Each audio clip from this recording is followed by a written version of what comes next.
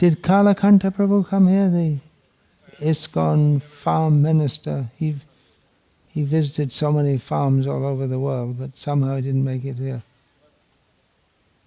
I met him somewhere because he's thinking. He didn't come here. Not yet, not yet. I see. He must have gone to the farm near Prague. What's that called? Krishna Dvor. Krishna Dvor. Did he go there? I think several times, isn't it? Yes, last year he was there. I see. Okay, well, he sent me a list of questions about devotees' farm projects, as I'm involved with farm projects in India, and we're trying to get something going in America, and I'm somewhat involved here. I suppose the farm project was started here somewhat because I'm pushing it. That's a major reason. I don't personally get involved in the day-to-day management or any such thing, but generally devotees, they contact me if there's any major development or direction they want to take. Our motto is simple living and high thinking, but to establish simple living, it can be quite complicated, especially in an age when there are so many laws. To do farming, you have to, is it in Czech Republic, is it a law you have to have a farming degree before you're allowed to do farming? I don't think so, otherwise you wouldn't be doing farming here. Or they don't do it. In some countries they enforce that. Please don't sit with the back to the deities. Manu, he's here from Switzerland. He just finished, is he here? He just finished doing his degree. Now he's allowed to buy farmland in Switzerland. A few years ago, a devotee in Slovenia told me he's from a farming family. His parents own a farm. But he had to go to university to do a degree, and then only then he's allowed to farm on his parents' land. I suppose one reason is because nowadays there are so many pesticides and chemicals, and you have to know what you're doing. I suppose that's one. And genetically modified, and you have to follow all the complicated laws with genetically modified and these, what's that company's name? Mama. You all said it at once, I couldn't catch it. Monsanto! Yeah, their seeds go in someone else's field, and then they sue them for using their fields. So many things. So anyway, I thought that instead, I was sent a questionnaire by Kalakanta Prabhu, and I thought that instead of just personally trying to answer, I'd interact with all of you who are actually doing it. I'm just talking about it and visiting sometimes, but all of you are actually doing it. How many of you here are living on one of our farms? That would be here. You are here a lot of the time, Sankirtan Prabhu. Ladies? None of them here? Then we have in France, some devotees came from New Mayapur. Are they here? I think they left today. They left already. I see. Okay. All right, so let's go. What is the main instruction Srila Prabhupada gave his disciples about living off the land? Any volunteers? There are a few, aren't there? Simple living, high thinking, that's the motto. Simple living, high thinking. And then to depend on the land, the cows, and Krishna. That's another one. Live in the lap of Mother Nature. We have some visitors. I think you're from, what is that, some spiritual group, is it? Trimurti, that's Maheshwarananda or something? No. It's close to Nova Mesto. I don't know. Do you have a farm? No, Not yet. not yet. You're thinking of it. There are many spiritual or religious-oriented farm communities. The most famous in the world must be the Amish in America, and they're going on after more than 200 years. And there are new communities coming up, Christian communities in America. New, and some are somewhat older. Like that. So simple living and high thinking. How far do you think you've progressed in that? High thinking is there, otherwise you wouldn't be here at all. Isn't it? If you're just going along with mainstream society, there's definitely no high thinking except getting high on drugs. But that's not the kind of high thinking we're talking about, is it? High thinking means we know that the purpose of life is not simply to live and eat and your life goes away in watching things on your phone and getting into protests and all this kind of thing. Life is not meant for living materialistically. For its spiritual aim, the goal of life is to know God, love God, Krishna. Another important thing Srila Prabhupada says was that you can live simply, produce what you need locally. Are you doing that? In terms of vegetable, fruit, I think for this festival you fed everyone. Is it with your own vegetables or you had to purchase? Yeah, some were purchased. It's a 80% is from our production. I could see the carrots were purchased because they're all straight. Naturally, carrots aren't like that. People don't know. They think carrots are automatically straight, but real carrots grow naturally without all this hybrid and genetic. They grow all kinds of strange shapes. So I could understand the carrots are bought. Do you know that story that in one book published by Sahadev Das, and he gave a story from England that two young boys, they're about 5 years old, and so one of them, the mother, had her own garden, and she was growing, among other things, carrots. And so she came, when the other boy visiting was in their house, she came in with the carrots from the garden, which are covered in mud. And the other boy said, "What's that?" He'd never seen carrots covered in mud. He said, "Well, we just took them from the garden." He said, "Well, my mother doesn't get carrots like that. She gets carrots from Tesco." You don't see the mud. And it works also with meat, doesn't it? Because you just see it's all packed. You don't see the pigs or the cows in the field. The pigs don't even get in a field. They're just in some cage in their life. Very cruel, nasty things they do. People don't know. So Srila Prabhupada said to live on the land, produce your own food, and produce everything as much as possible. What you need.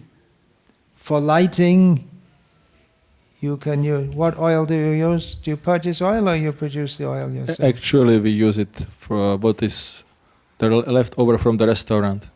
Leftover from the restaurant, but you don't produce yourself? No. And Srila Prabhupada said to use castor oil. Castor grows here? Castor plants don't grow here? Sunflower is the best. Sunflower. You have a patch of sunflowers in your garden, I saw. They're not ready for harvesting yet. Mustard, that's grown locally. I guess it must be a different kind of mustard to the mustard you get in India, I think. It's white mustard. It's a very good thing not to have electric lighting, because then you automatically take rest early, rise early. But for guests, guests is difficult. For our guests, it is difficult. For the guests, it's difficult.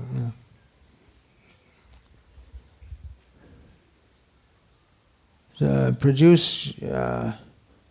Produce your own food and everything you need. What about soap? You produce your own soap. Actually, people didn't use soap previously. For bathing, you don't need it. I haven't used soap for bathing for years.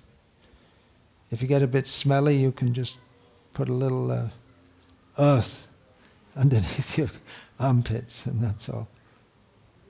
There's a new thing, all the health people, they're saying, don't use soap. Or, if that's too radical, they have this special soap which is not taking away the surface of your skin. So they discovered after all these years that soap is actually bad for your skin. So now they're saying they've got special soap which is not so bad for your skin. But the best thing that's not bad for your skin is don't use any soap at all. Of course, if people only bathe once every 3 months, which is quite possible. Previously in the winter in Europe, they don't bathe at all in the winter. But you wouldn't smell. You wouldn't get the smell anyway because they're covered in thick clothing.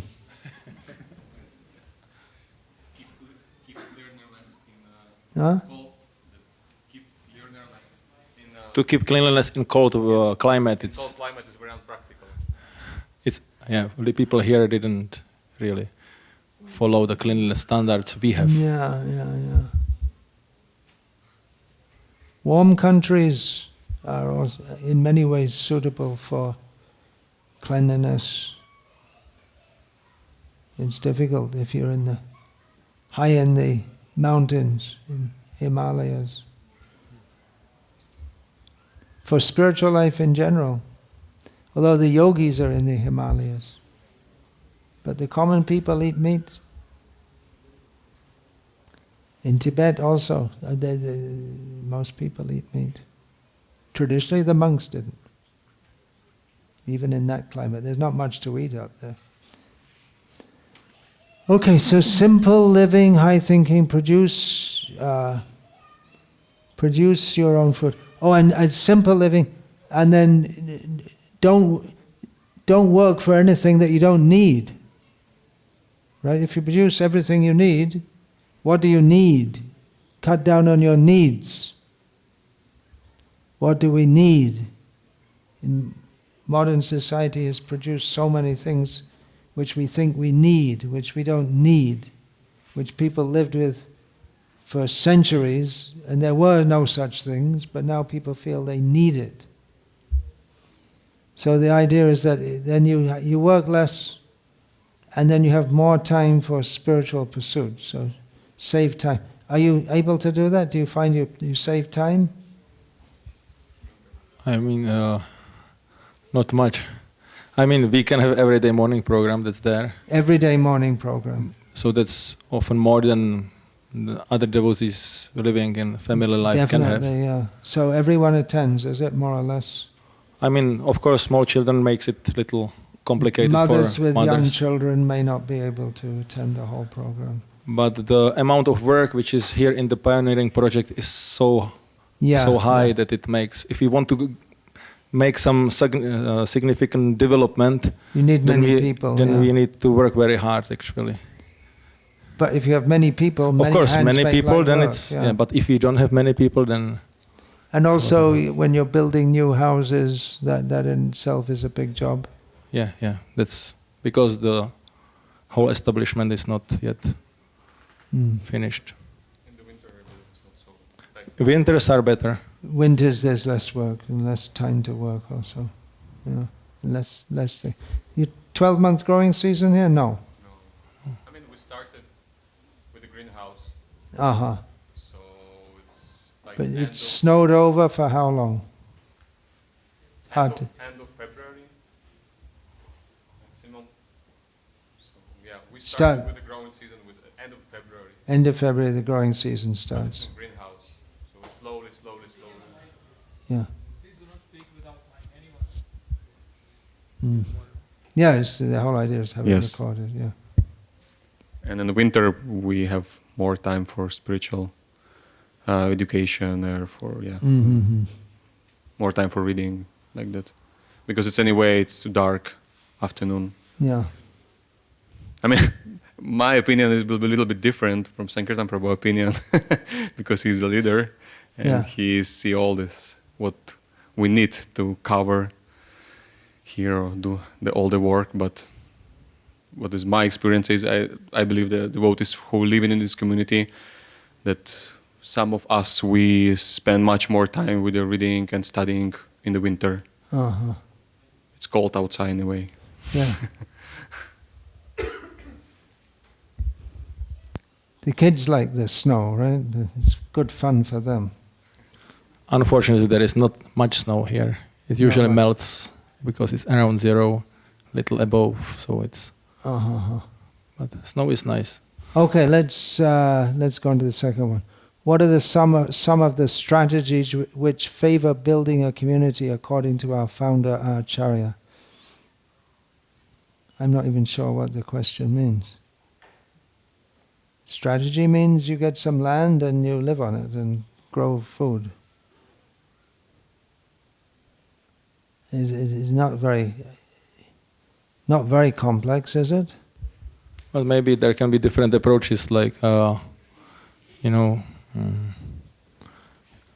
starting to do it yourself, to be as much as possible to be without machines, or you use machines at first. Oh, I see. Maybe that and then will come in the gradually go to questions. that,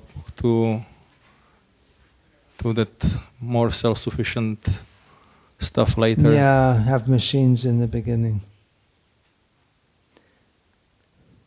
It's often needed if the land hasn't been farmed for a long time.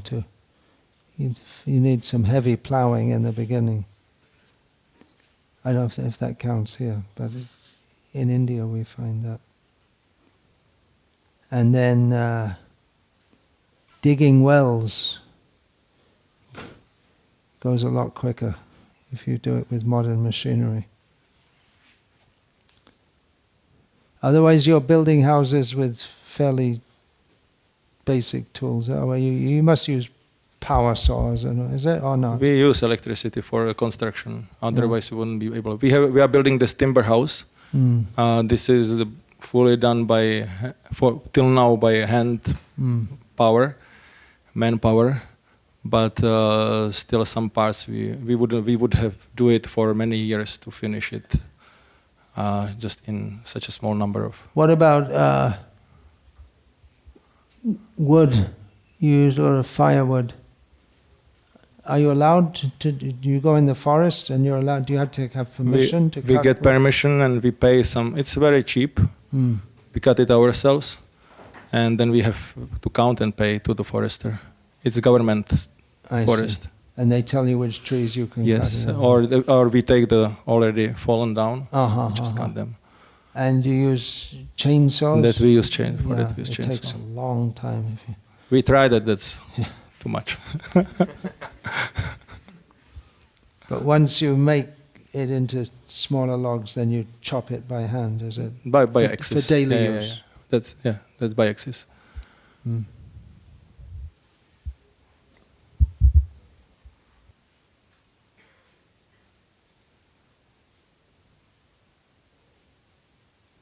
Question 3. I'm not exactly sure what question 2 means. Why do some religious communities do better in regards to raising children and keeping the family together? That could be the subject of a big sociological study. I would think a clear vision,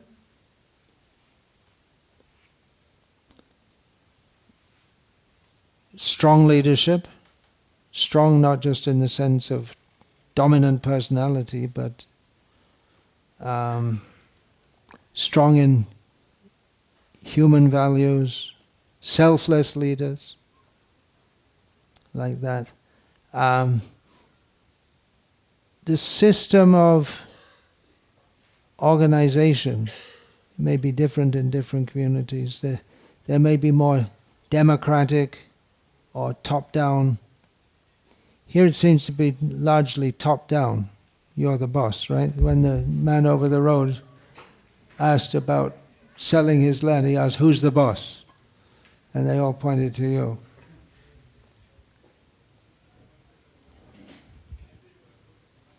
That may evolve in course of time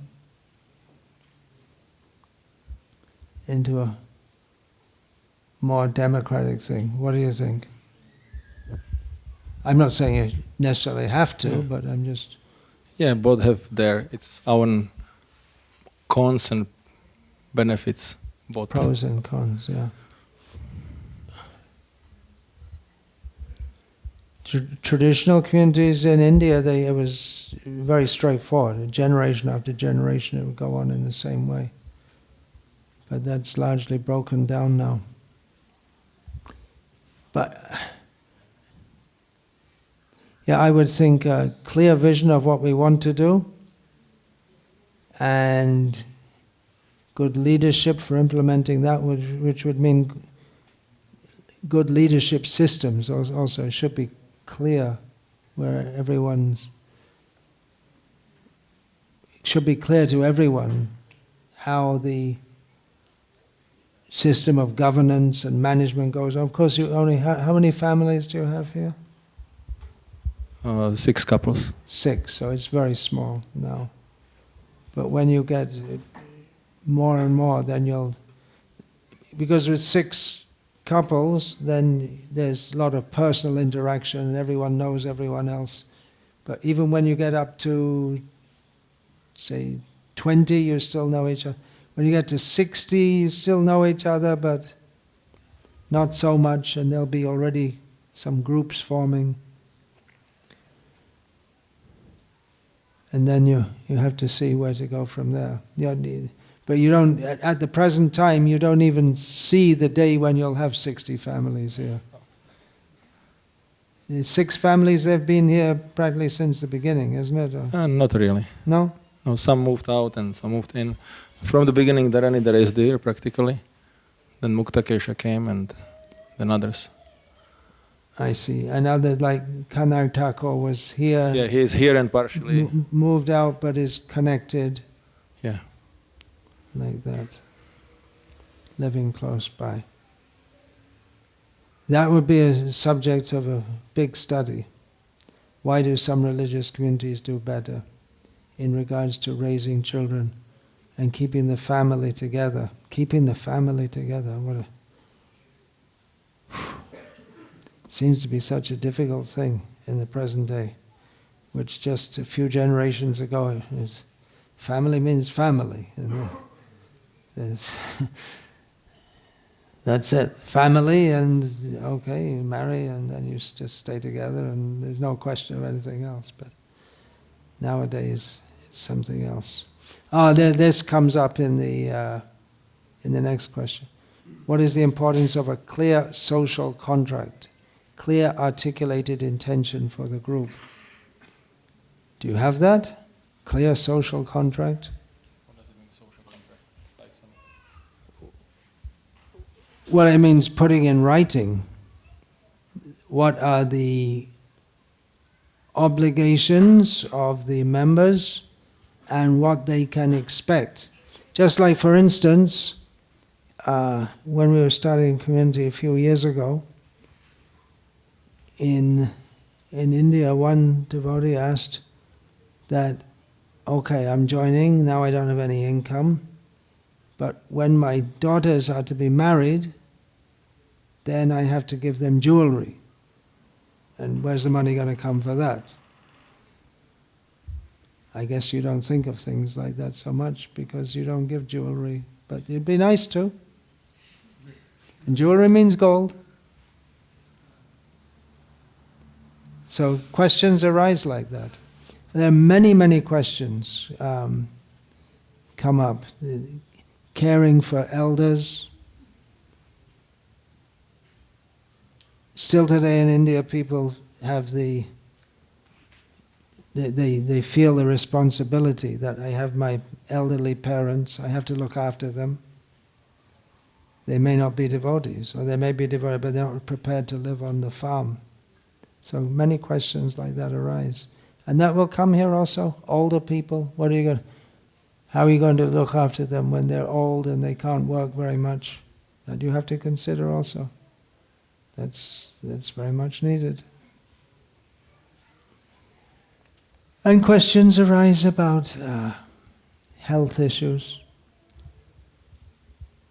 Here I think you still have socialistic government to a large extent, isn't it? But in countries where health, it's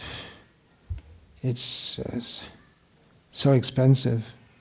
Just to visit a doctor, it costs so much money. So those things have to be formulated. To a large extent you rely on the government socialist system. Do you have to pay then taxes? We have to pay the health insurance. That's there. So how do you get money for that? Yeah, we don't, devotees here don't live fully, just on the farm. We have some income also. Nitarendra is cooking, then Muktakesh is doing some programming also part-time. And like that. So we have some income for that. What about devotees who are fully engaged in farm work and they don't do anything else and they don't earn money outside? We can cover by the project. So you still need to earn money from the outside. But the money will be needed for a long time in this country, in this setup. It's hard to get out of the money We need to culture. pay the taxes for the real estate, whatever we For have. the land? Buildings and land. Uh-huh. And you have to pay even for having a building, you have to pay. Yes, we have to pay according to square meters, and then they count the exact square meters, and for every square meters there is some quota. I see. And that's for square meters on the land, or if you have more than one story, they charge for 2 floors also? Yes, of course. Yeah. And also for garbage. Garbage removal. Every person has to pay for, if he lives somewhere, then he has to pay for garbage. And when you have 5, 6 members in the family, then you pay more. Is it? Hopefully you won't have much garbage because you don't have all this plastic stuff. But you cannot... you can't say we're not using it, so we're not going to pay. Of course, we have a lot of garbage anyway, because if you buy something, it always comes in a lot of garbage packed, And now it's you have to pay for TV now, even if you don't have one. Yeah, if you have a phone, then you have to pay for a TV also. Yeah. It's a small amount, but it's there.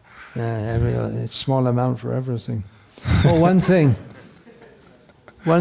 all of you who are going from here, you can take apples, right? What else? You have so many apples, they're just falling down. He has one apple tree, there's so many apples. I was saying, why don't you use them all? He said, we are using them all, but you still have so many apples. But when you go, take as many apples as you want, and then you can have apple pie, apple chutney, apple strudel, apple juice. You can all take. What else? You have any other excess fruits? Yeah, plum, these small small plums are called damsons. Dams. So yeah.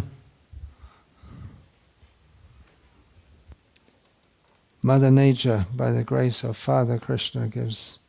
It's amazing, actually, how much the land gives. Little care, how much comes. Importance of a clear social contract, yeah, because otherwise, without that, members of the community, they should be in anxiety. What's going to happen? They should think for the future. And it makes it very clear. Otherwise, there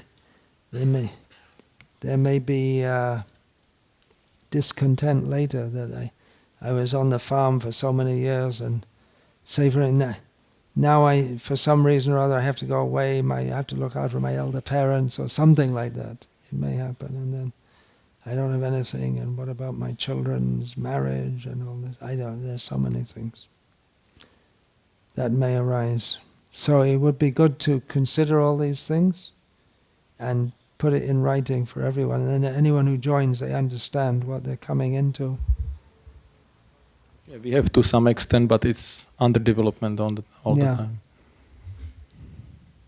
It'd be good to interact with devotees who are already doing all these things, and then you can... We got the drafts, what they have in Nandagram and like that, and we consulted that, and then we applied to our scenario and like that. Okay. This sounds more like a detail. And the other questions are more broad. Is it okay to have carnivorous animals such as dogs on the farm project?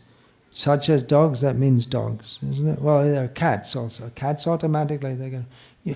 Is it all right? For herding sheep, protecting cows and crops.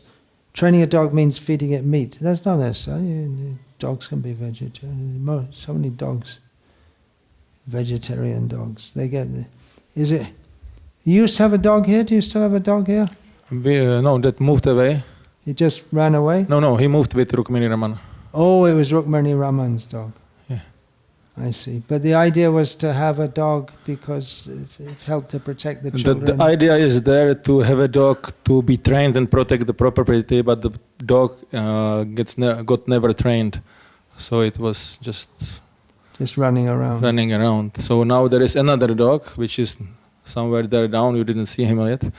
So, and it's also not trained. So I'm of the opinion if we are supposed to have a dog, it should be well trained and do the job of protecting, because there are, wild animals, the fields could be protected, or should be some use, not just running here and passing. Certain breeds is better for certain jobs, right? Yeah. And also that for protecting children, because all kinds of strange people may wander in. That's also consideration, right? Mm. So I think, at least for that consideration, it is important to have. Mm-hmm. Maybe you heard at Kurmagram in India, a wooden temple burned down recently. Did you hear about that? It looks like a case of arson. So, awesome. Arson means deliberately someone set it on fire. A lot of envious Christians in the area, but the police, they just said, we don't know. They don't, because they don't want any communal disturbance. But then too late they thought, well, we should have had some dogs to protect. So that may be also. There may be people come and, don't know. It has happened famously it happened in New Vrindavan in the 1960s or 1970s. There was a terrible attack.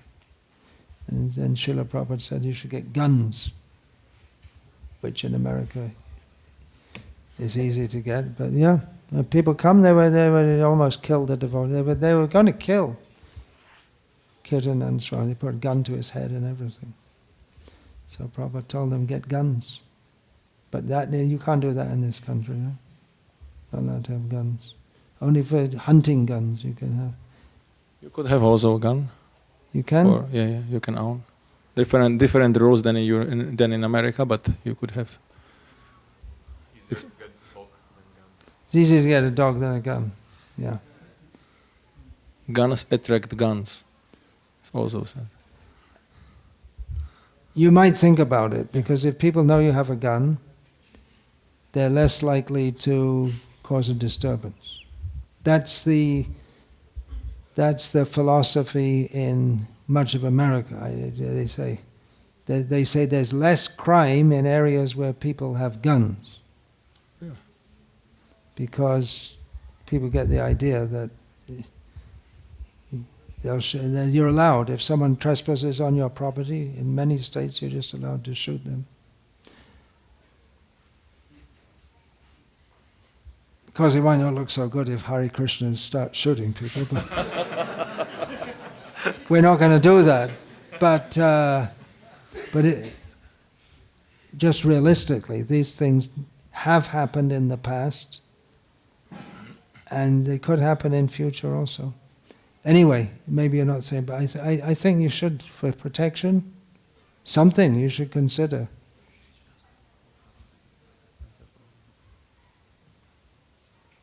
There's not a lot of opposition now, but any time, some intoxicated people, something, you don't know.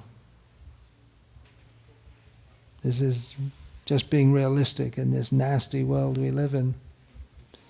Idealistic, yes, but you have to be realistic also. You may say it didn't happen all these years. Well, so many people say that. We didn't. I've been driving for 40 years and I didn't have any accident. But that doesn't mean that you in your car. But that doesn't mean that you're not attentive when you're driving.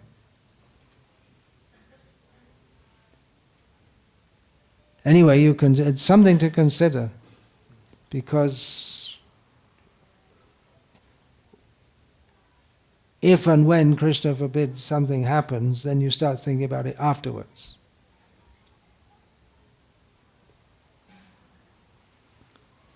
Having a dog is at least something, and it should be a dog that's good with children, but will also protect if they can understand if someone is being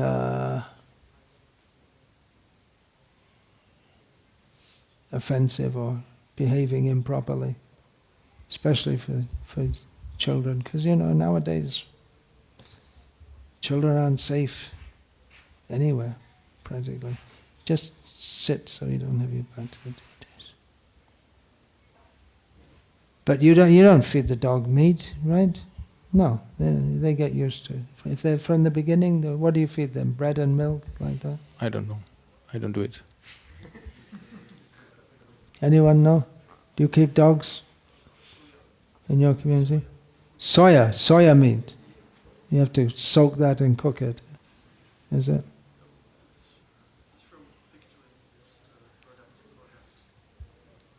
Soya dog food, is it? Yeah. Yeah.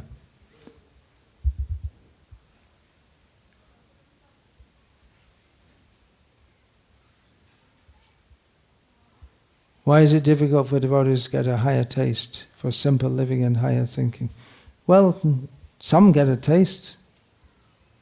Not everyone can do it. But some of you are doing it.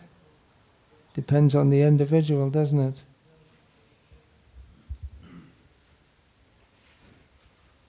When we realize that what a great benefit we're getting to be away from this nasty civilization in which everything is, the whole life is just polluting our consciousness, polluting our bodies, polluting our minds, and we have the chance to live in the association of saintly people. So when we realize that, and then some difficulties we can tolerate, and you get used to it, right? You get used to the winter is more difficult season here. In India it's the summer. The winter can also be difficult. But they get used to it. People live like naturally. They lived like this for centuries, right? No one had electricity. They didn't have all these things, and they lived their life.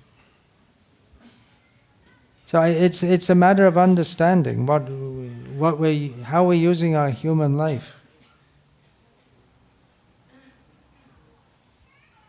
Labdva sudurlabhamidang bahusambhavante manusham artatam anityam api hadhira turnam yateta napatedanu mritya yavan Nisrayasaya Visha Kalu Sarvata Syat. Who knows the meaning of this verse, apart from Padmanabhan Prabhu? Anyone? I said again and again and again. Bhaktistan Saraswati used to say it. You know the meaning of this? Anyone? Important verse. Means that we have a human life after many, many births. How many births have we had in this material world? So many births in so many species. Now we have a human life. It's very rarely attained. It doesn't last long. So, considering this, we should consider that before we die, which won't be very long, we should do whatever is required so that we don't get born again. And if we think, well, let me enjoy my senses, well, you can consider you already did that in so many species of life, and you can do it again in the future in so many species of life. But now is the opportunity. So human life should be utilized. So some utilized for God realization. So some physical difficulty may be there. Is there. But actually it makes the body strong and it makes the mind strong, and it's conducive for cultivating Krishna consciousness. So with this in mind, philosophical approach, then we can understand it's better. Higher taste also, that comes from a lot of chanting Hare Krishna together that you should do. We're not here to be farmers. That's not the main point. The main point is to chant Hare Krishna together. And you can do that, do a lot of chanting. Then you'll get a taste for that. Why is pure food production so vital for building community? Anyone? Anyone else from your community like to say something? Or they're a bit struggling with the English? You can say. Are you on a farm community? No? Where are you from? Mexico. I see. You're living on a farm there? No, but I want to live in a farm. I'm building one. You're a builder. No, I'm going to build one. You're going to build a community. That's a big challenge. So you've already thought about it. Why is pure food production vital? Give him the mic.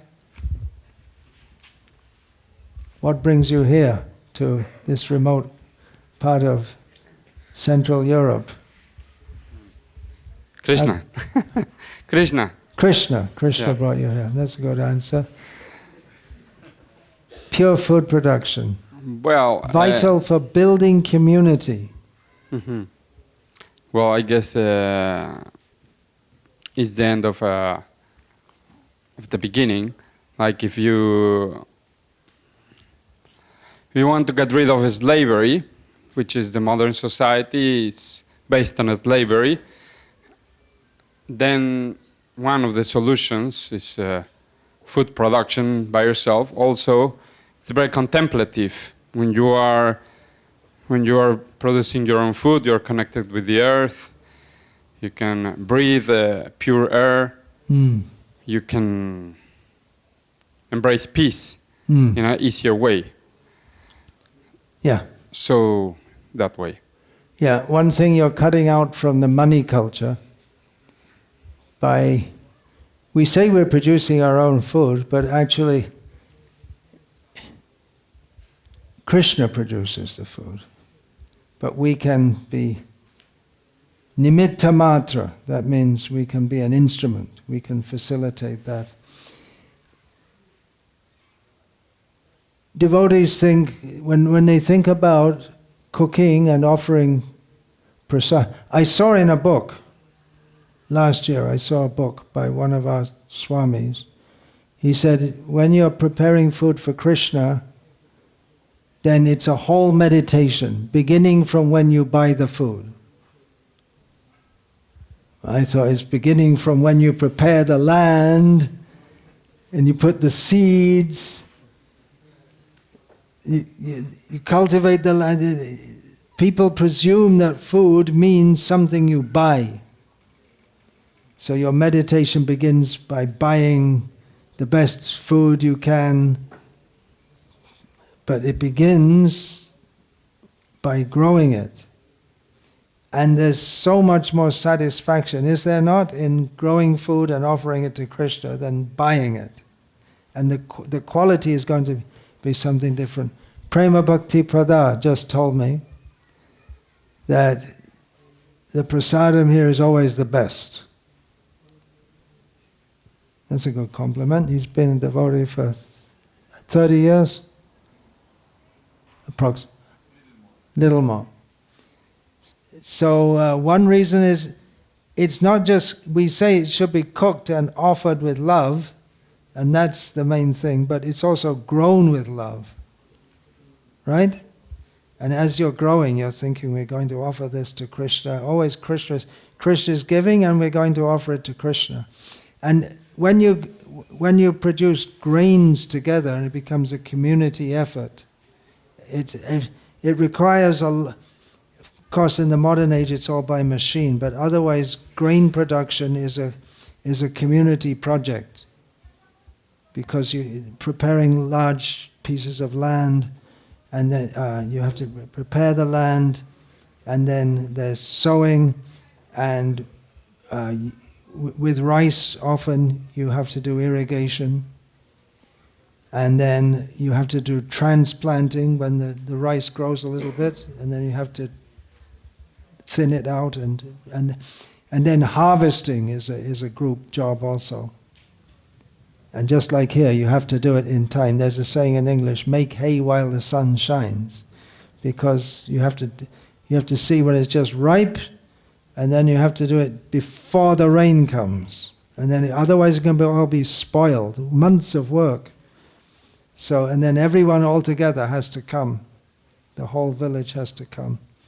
And then you have to make it into bundles, and so it bonds the community producing food together. And of course, cooking together for festivals. And then different devotees from your garden, you'll bring this vegetable, someone will bring something else. So, in many ways we can say that life and communities are based around food. Food production. Anad bhavanti bhutani, Krishna says in Bhagavad-gita. All living is a basic thing, it's not a spiritual instruction. All living beings subsist on food. That's the most basic thing.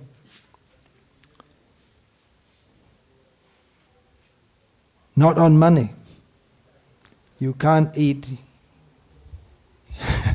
What's more nourishing, a €5 bill or a €100 bill? And try chewing it. You can use it to wipe your backside. Even it's not very effective for that. Of course, you can buy more genetically modified vegetables for €100 than you can for €5. But it's more satisfying to grow non-GMO vegetables, even if the carrots aren't straight. Okay, what's the time? 6:30. Bodily austerities are typically seen as secondary, the primary austerity being doing the difficulty of one's service. What role do bodily austerities play in preaching, by example, on the farm?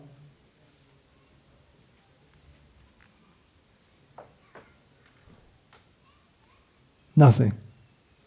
Don't know what it means, even the question. What others coming, visiting may see as austerity, you just see as normal life, right?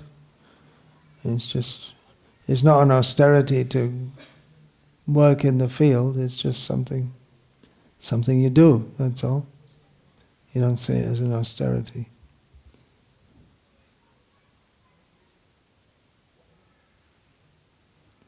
Yeah, You just stop thinking of it as an austerity and it's just the way you live, that's all. People live in the cities, they have their austerity of sitting in traffic jams, living among people they don't want to live, but they have to live with them. Pressure from bosses, office politics. So you leave all that behind. What is the role of bhakti to keep the community together? Well, that's obvious, isn't it? Without it, there's no meaning to being here.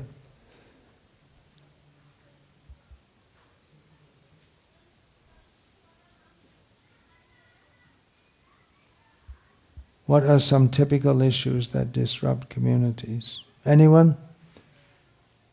Any? You haven't had any major disruptions here, have you? Yeah, there are little volcanoes here and there, but no major disruptions. Radhikaraman leaving, that was quite a big thing, wasn't it? He was the only experienced farmer.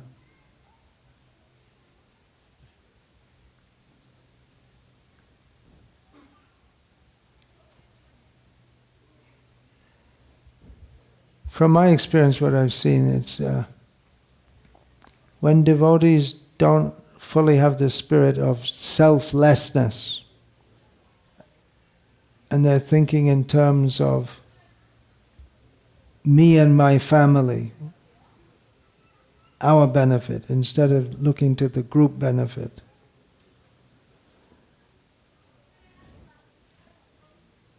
Then that will cause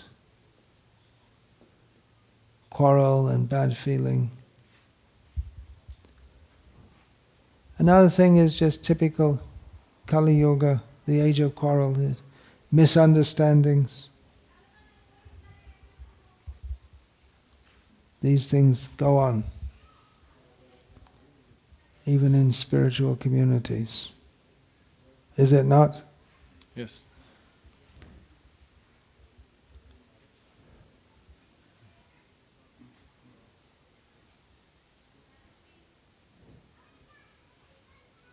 One child from one family beats another child.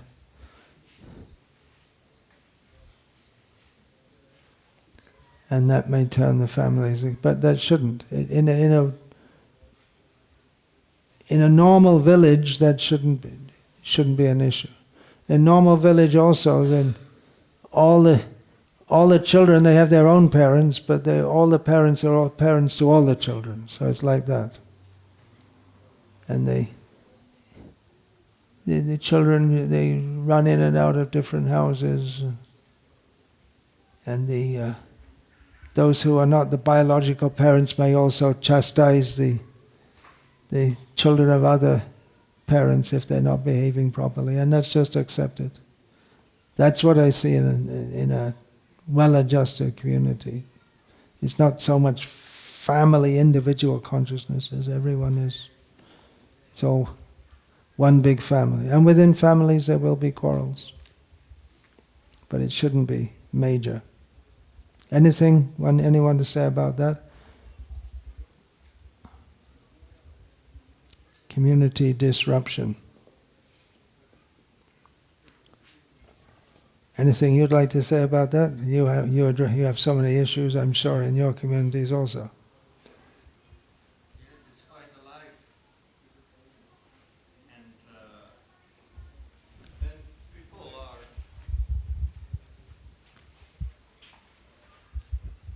When people are spiritually mature, then all these things might be sometimes, once in a while, happening on the surface. But when everyone knows why we are here in this community, and that is your central main focus, then you can even learn a lot from some disruptions, some quarrels.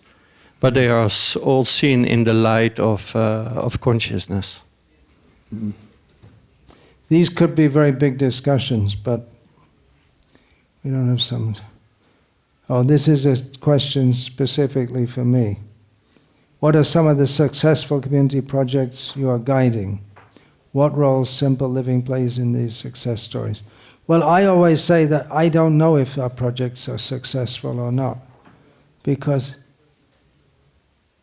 if our present children's children are still living on the land and continuing the projects and chanting Hare Krishna and having families, that will be a success. But I won't live to see that.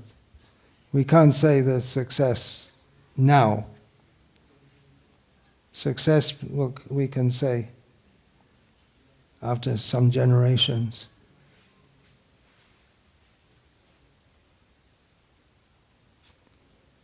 What role does simple living play in this? Well, without simple living, it's meaningless. And what's the point? We're not living on the land just to commute into the city, which some of the ISKCON farm projects have become like that. Another thing is that they live on the farm, but they work on the internet, and that's all they do. But that's also, or Muktakesh is doing that on the side, right? But there may be easier ways. It may seem easier to make money, but then what's the point? Even that, in Muktakesh Prabhu was doing, you're also doing some catering and this, and I have to see in the long run, is this the direction you want to go? In the beginning, there may be so many adjustments. It may be that you'll have that even after 3 or 4 generations, possibly. But you have to see which direction you're going in.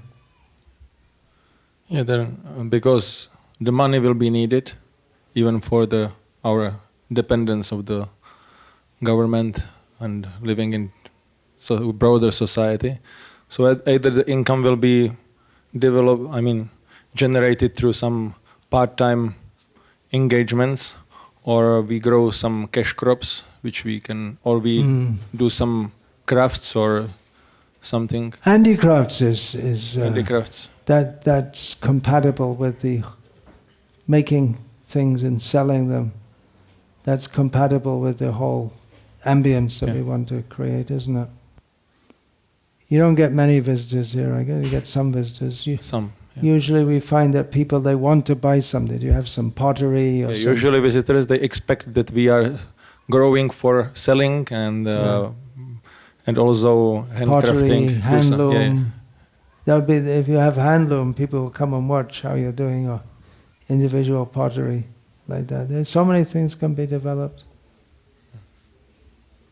And it's never going to be big money, but you need a little something. If you can develop more on those lines, that would be good. What are key difference between successful farm projects and unsuccessful ones?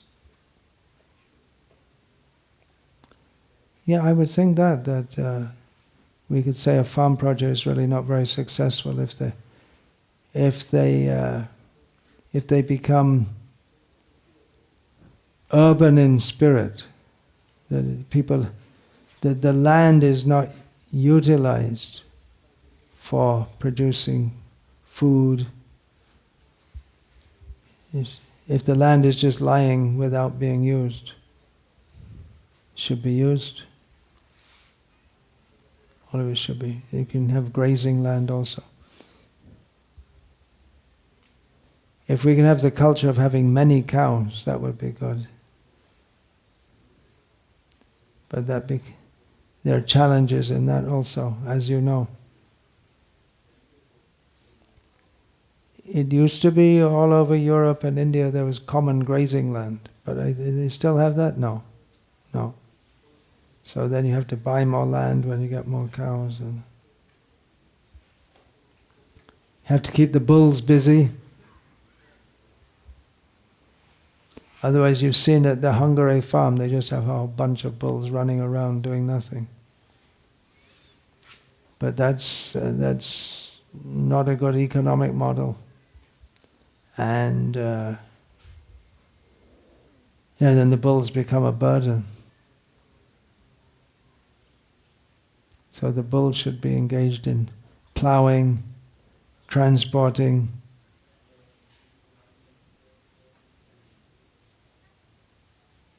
Anyone else like to say anything else? Varnashram Prabhu is out in the fields, is he? No, he's here. Okay. Please give your input.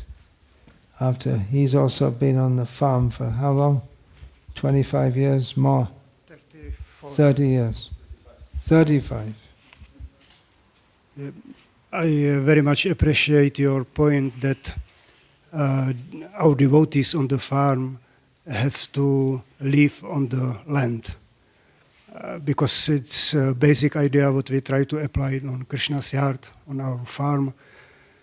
We are doing a lot of cash crop because all idea why we use machinery and other things that we want to establish the devotees take their livelihood from land.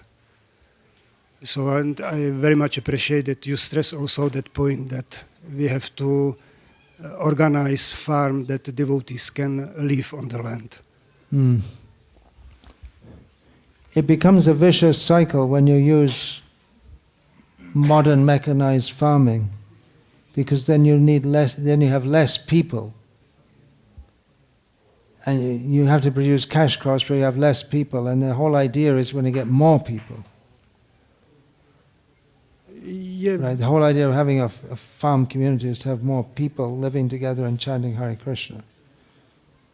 But if we use machines all the time, then there's less scope for more people. It's a very different economic approach, which is, you could say, it's outdated, labor intensive.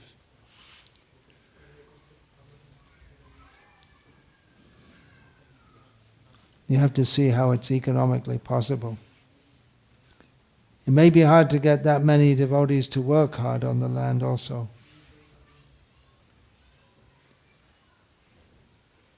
And you have to train them how to do things.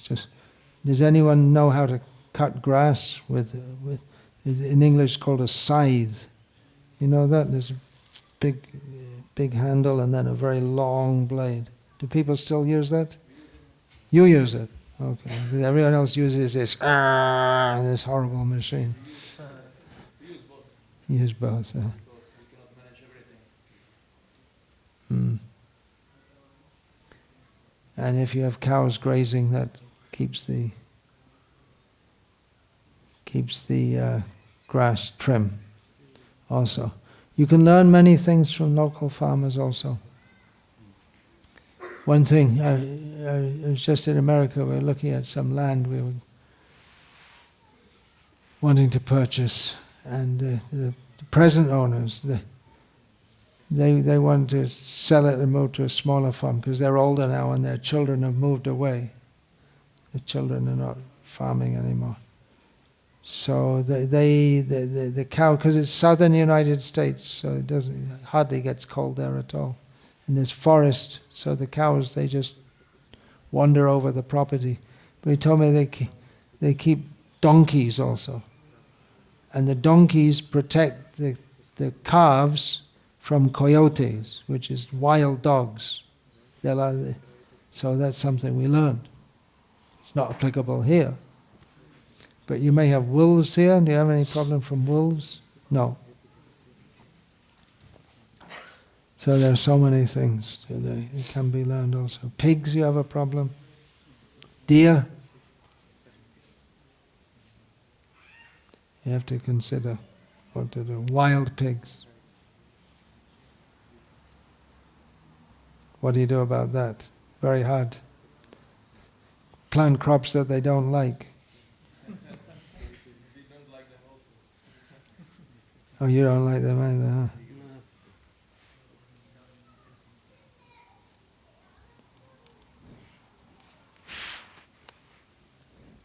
In India, they just stay up all night, banging gongs, and shouting.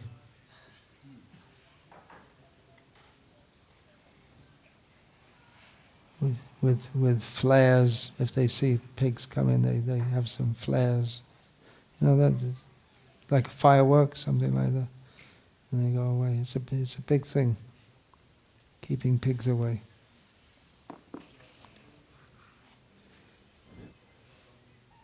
Pigs have become more of a problem recently because the government got this idea that everyone should pass in the toilets, stop this uncivilized habit of passing in the field. So the pigs don't get their food. The natural food for pigs, our breakfast today is their breakfast tomorrow. But they don't get that anymore, and so they attack your crops more. Maybe the European pigs don't eat human feces because they're not used to it. But previously it must have been. All these modernization and progress, it always has some problem, unexpected problem. You solve one problem and you make two more new ones.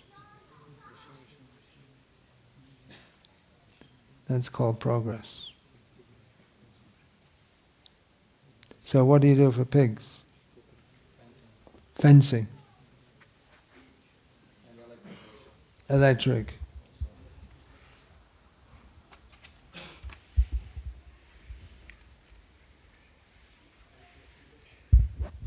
Natural fencing, anything?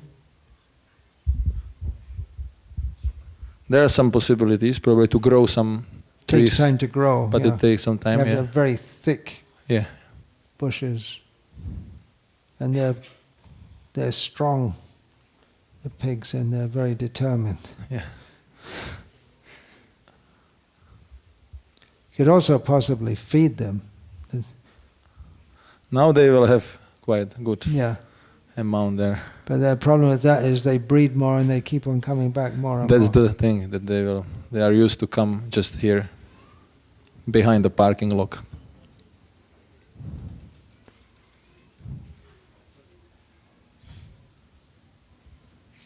You have to see how to deal with it.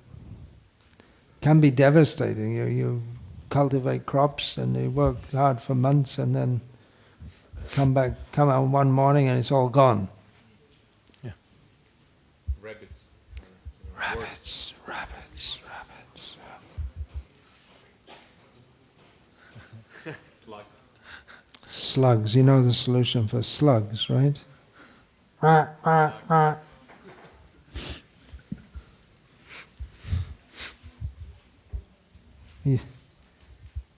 Yeah. In the past, it was organized by people in village. They feed the pigs and deers deeply in the forest, and then the hunters also shot them. It was done In the like past, this. the pigs and deer would be deep in the forest. Feed it. They'd feed them. Yes. My father told me that when he was like a child, they did it like this. So they didn't come close to the fields They'd take and the food for them into the forest. yes. They'd have to do that. And the hunters also, they kill some of. They keep the numbers of the pigs in some level. They would do that also. The hunters did. The hunters. Yeah.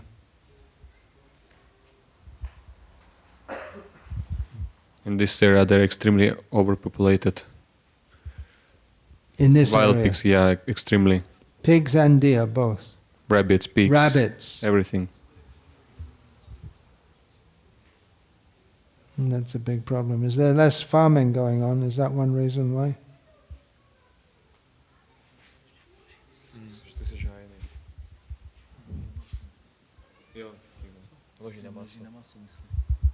Yeah, they just, the hunters, they just have some system how to have more of them so they can... Oh, the hunters try to increase the numbers. There is also a tendency like that, yeah. So they can shoot more. Yeah.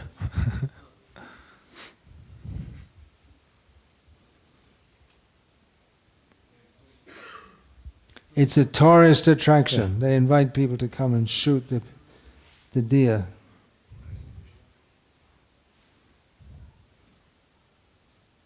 Well, at least they're not shooting humans.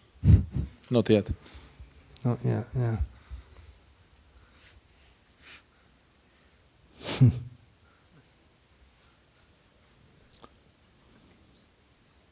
Okay, anything else? Anyone want to say anything else? You live on an unsuccessful farm project, Prema Bhakti, right? It was started as a farm project, but there's never been any farming, hardly at all. It was a long time ago. Tell us all about it. New Shantipur in South Poland, southwest Poland. Near the Czech border, I think, is it? It's 25 kilometers away. I remember when I was 30 years back on the farm. I was like still a student.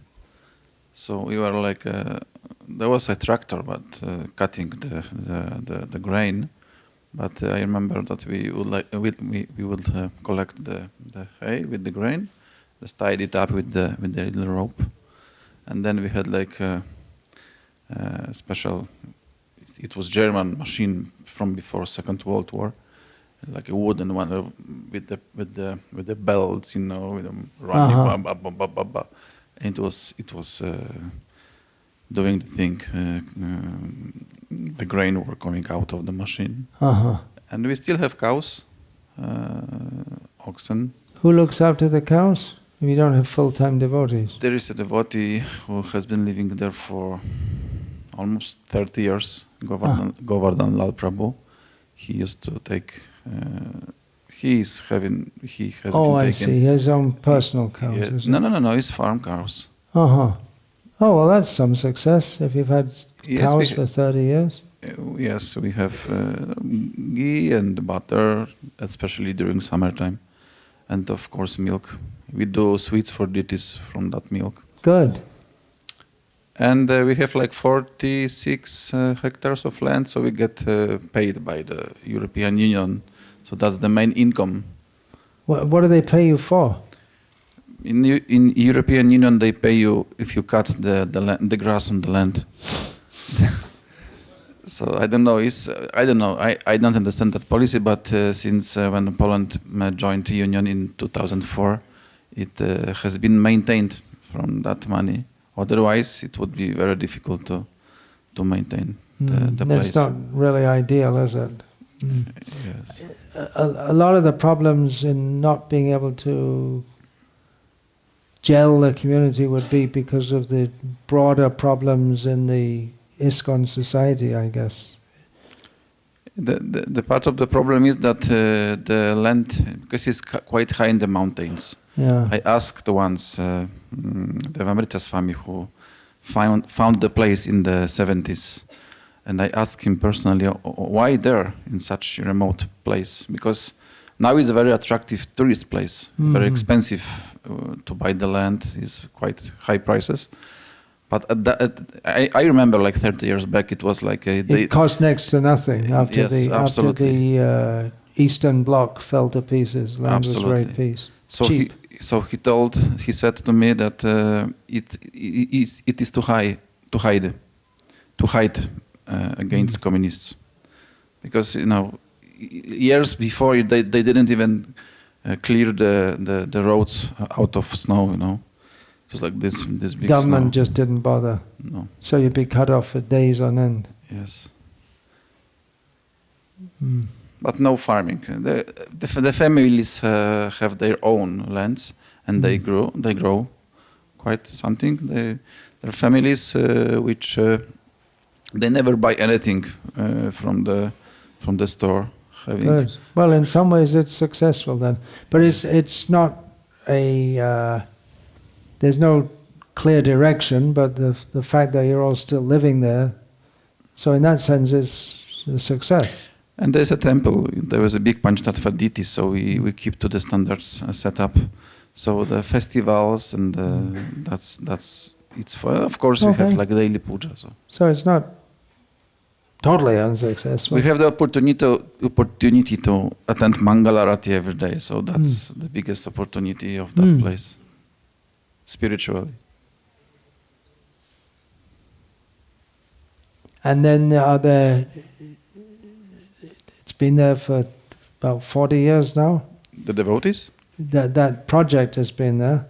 It has started at 79. So that's 46 years. Yes. Then children have been raised there and they're still living there? Yes, to some degree. And they are new children, but the big family, which is one devotee, has 4 children. That's a big family. They are moving to Mayapur because it's because of education.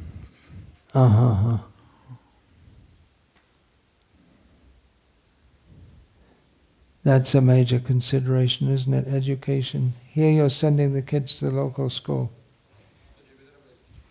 Oh, I thought that when they get older they go to the local school? No. Does she have government accreditation?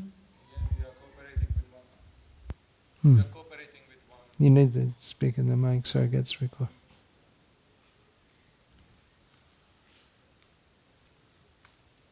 It's all under homeschooling. It's covered by homeschooling. We have to be covered by an official school. And the children go twice in a year for some tests, some exams. And she teaches the whole till 15, till the age of 15. She can teach them here. And then anyway, they don't have to go to school by law after that, is it? They don't have to. It's all covered. And Prem-Data, is he here? He already left. He left there. So I see his son is fully into it, right? I asked. He drives tractor. He knows how to milk the cows. He's fully into it, like father, like son. So that's good.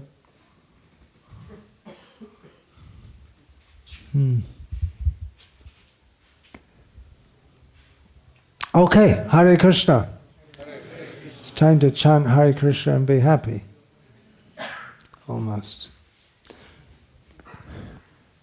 Well, thank you to all of you who are living on the farm, and wish you all success in the decades to come.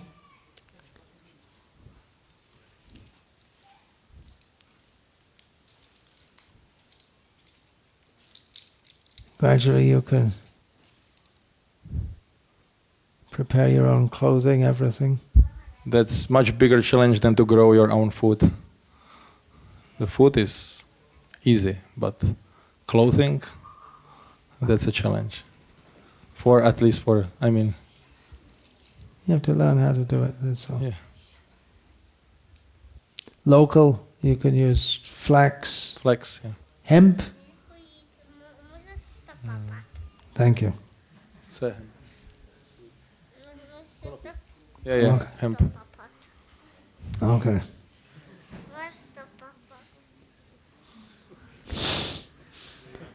It's all right. Take it.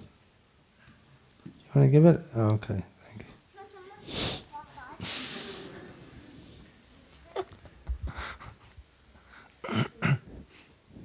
Flax, wool, then you have to have sheep. Yeah. Hemp, is that locally grown? Yeah, it can be grown. What else is used traditionally for clothing? That would be it, I guess. Now we're all wearing cotton. Of course, yeah. You're all wearing cotton. That's all imported, right? It's so imported. Yeah. Of course, the animals. Leather, you can use in the winter, yeah. Animals die. If big animals die, we have to give them to. Oh, you're not allowed to use the If we kill them, we can. But if we. Oh. I mean, officially, the official thing is if you can kill it and you can use it, but if it dies naturally, you have to give it to. Because usually the ones that die naturally, they'll be diseased because they don't let them live. They always kill them. Yeah. Maybe you could work on having some exemption or something. But producing, skinning the animal, and then preparing it. Also, this work for our devotees, I can't imagine they will do this. Well, someone in society does it, right? Yeah. Then you just can't use the leather. You have to prepare it. Yeah. So it's a big job. But that should be the traditional societies. That was the. So we'll finish there. Vancha kalpatarubhyascha kripa sindhuvya vacha patitanam pavanebhyo vaishnavebhyo namo namah.